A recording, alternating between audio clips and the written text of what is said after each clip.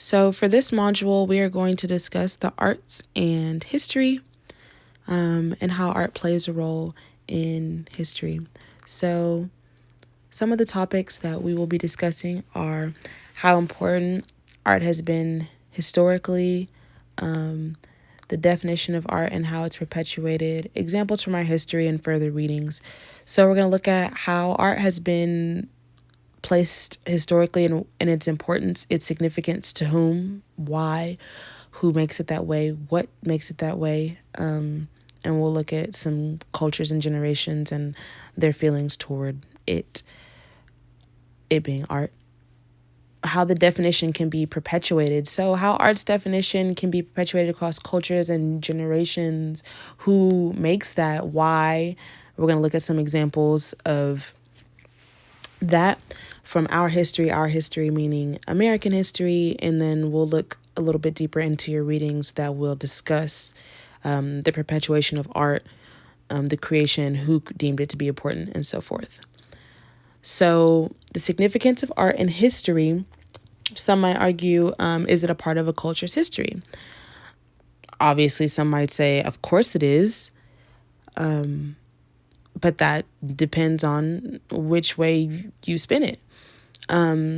With that being said, how can the removal of art change the way that a story is told? So if that art has been deemed a certain level of significance, with it being removed, what would that then do to that culture's significance as well? Is that going to take away their story? Is that going to take away their historical significance? Is that going to take away anything from them? And then with the threat of it being removed, should it then be protected? And those are all topics that we're going to look at. We're going to look at in our readings that exact situation where art was deemed so important that it was necessary to be protected, also stolen. So this is an example from art history. This is a painting. This painting is called Cliff Dwellers. This painting is by George Bellows, and it was created in 1913. So obviously this is not from our generation. So this could be argued as historical art. It is historical art.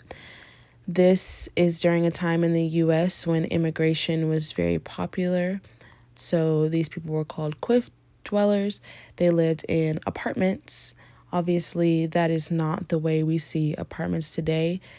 But this is a historical art piece. So because this was done many generations ago, this is telling us something. This is teaching us something. Would we deem it important? Do we? Is it significant enough to be protected? And do we need to reteach this, or is this just expression? So these are what our readings are going to talk about. Some of those artworks that were deemed so important that they needed to be protected, or that they were worth stealing.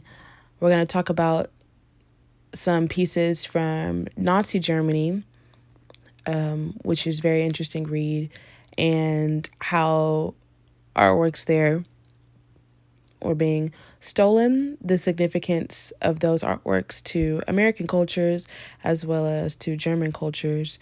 We're also going to look at an artist named Richard Strauss who composed some pieces, and we're going to look at someone perpetuate the definition of what those pieces are and to a culture and how they realized that those were important to that culture.